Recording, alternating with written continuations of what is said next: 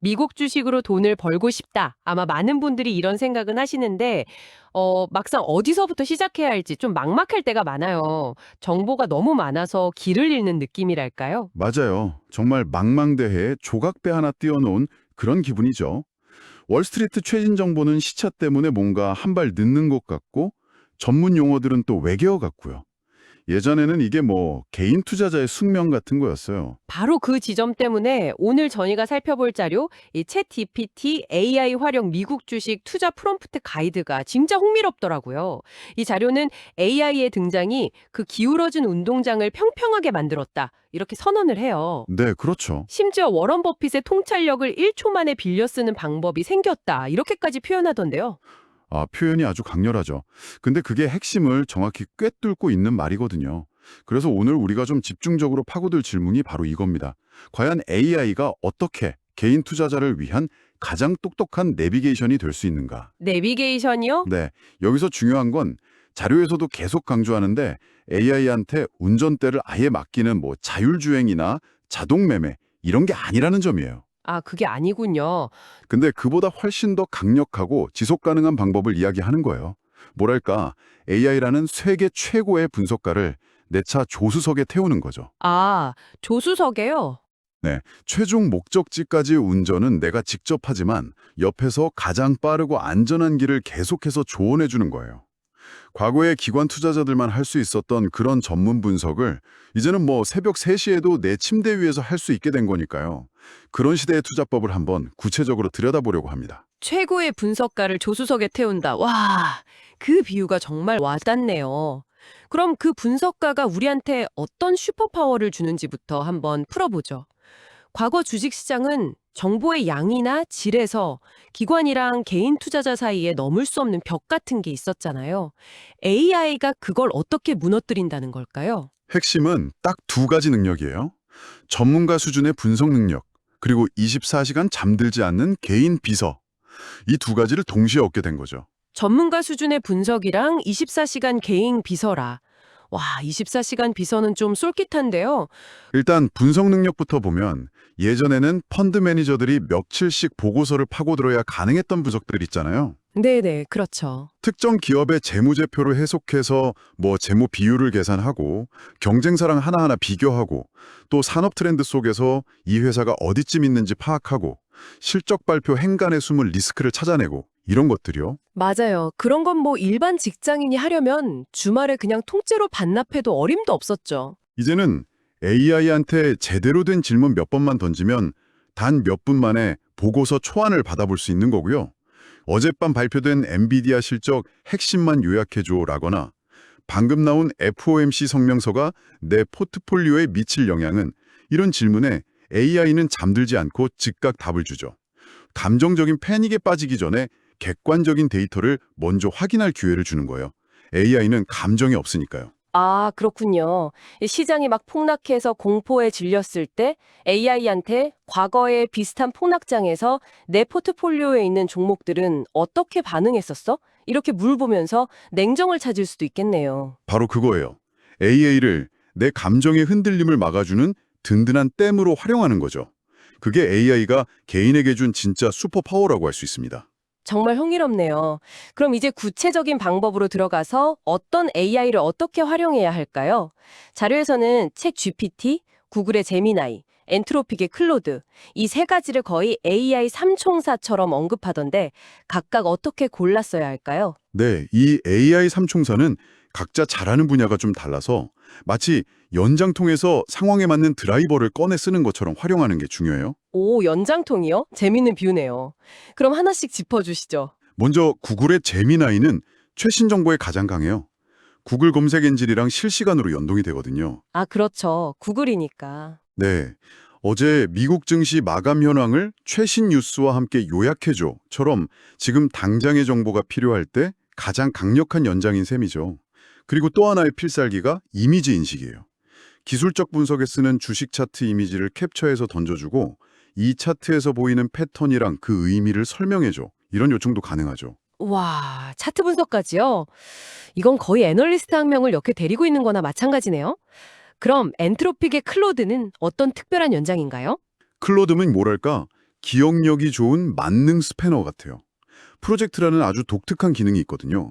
예를 들어서 제가 미래 전기차 배터리 기술이라는 프로젝트를 만들었다고 해보죠. 거기에 핵심은 전고체 배터리다. 리튬 가격 변동성이 가장 큰 리스크다. 이런 저만의 투자 철학이나 기준들을 다 저장해 두는 거예요. 아, 그럼 대화를 새로 시작할 때마다 매번 같은 배경 설명을 반복할 필요가 없겠군요. 와, 즉, 제 투자 원칙에 맞춰서 일관된 조언을 해주는 거예요. 감정에 휘둘리지 않도록 중심을 딱 잡아주는 거죠. 와, 이건 정말 강력한데요. 나만의 투자 원칙을 코딩해 놓은 개인 펀드 매니저를 두는 것과 같네요. 그럼 마지막으로 가장 유명한 챗 GPT는요? 챗GPT는 가장 대중적인 십자 드라이버라고 할 수 있어요. 접근성도 좋고 웬만한 작업은 무난하게 다 잘 해내죠. 특별한 기능보다는 그 범용성이 가장 큰 장점이라 처음 AI 투자를 시작할 때 가장 편하게 쓸 수 있는 도구라고 보시면 됩니다. 이거 정말 재밌네요. 그럼 정리를 해보면 저는 아침에 일어나서 커피 내리면서 간밤에 시장 뉴스를 확인하는 게 습관인데 그럴 땐 재미나이한테 물어보는 게 딱이겠어요. 네, 그렇죠. 그리고 주말에 시간 내서 제 반도체 포트폴리오를 깊게 점검할 땐 클라우드를 열어서 제 투자 원칙이랑 비교해보고 그 외에 전반적인 리서치는 챗 GPT를 쓰고요. 상황별로 무기를 바꿔 쓰는 느낌이네요. 정확합니다. 그렇게 여러 AI를 조합해서 쓰는 게 이 자료의 핵심 전략 중 하나예요. 자, 이제 우리 조수석에 최고의 분석가 AI를 태웠습니다. 근데 이 친구한테 그냥 좋은 대로 가자 이럴 순 없잖아요. 목적지를 정하고 어떤 길로 갈지 구체적인 경로를 입력해야 할 텐데 자료에서 말하는 스크리닝이 바로 그 과정인 것 같아요. 수천 개가 넘는 미국 주식 중에서 내가 원하는 종목을 어떻게 찾아낼 수 있을까요? 맞아요. 좋은 주식 찾아줘는 서울에서 맛집 찾아줘랑 똑같은 질문이거든요. AI도 막막하죠. 구체적인 조건을 줘야 해요. 내비게이션에 서울시 강남구, 한식, 주차 가능, 평점 4.5 이상 이렇게 조건을 입력하는 것처럼요.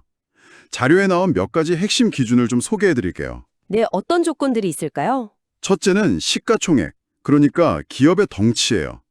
안정적인 운전을 원한다면 애플이나 마이크로소프트처럼 큰 길로 다니는 대형 트럭을, 좀 흔들려도 폭발적인 성장을 노린다면 좁은 길도 마다하지 않는 스포츠카, 즉 소형주를 조건으로 걸 수 있죠. 네네. 그리고 두 번째는 PER, 주가 수익 비율이에요. 아, PER은 많이 들어봤는데 늘 헷갈리더라고요. PER은 일종의 가성비 지표라고 생각하시면 쉬워요.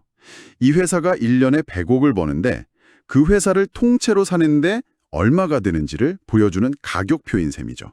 아, 가격표요? 네, 예를 들어 PER이 10배다. 그러면 이 회사를 사서 10년 동안 벌면 투자 원금을 회수할 수 있다는 뜻이에요. 가격표 숫자가 낮을수록 가성비가 좋은 거죠. 자료에선 보통 15배 이하면 저평가된 가치주, 40배 이하면 성장주로 분류해서 조건을 걸어보라고 제안해요. 가성비 지표라니 귀에 쏙 들어오네요. 재무 건전성도 중요할 텐데요. 물론이죠. 그래서 부채 비율을 꼭 봐야 해요. 이건 회사가 얼마나 빚을 지고 있는지 보여주는 건데 마치 등산객의 배낭 무게 같다고 생각하면 돼요. 배낭이 너무 무거우면, 즉 부채 비율이 높으면 작은 언덕에도 휘청일 수 있잖아요. 네, 그렇죠. 보통 80% 이하면 안정적, 30% 이하면 아주 가벼운 배낭을 맨 우량한 등산객으로 볼 수 있죠. 마지막으로 베타라는 지표도 있던데 이건 좀 생소해요. 아, 베타.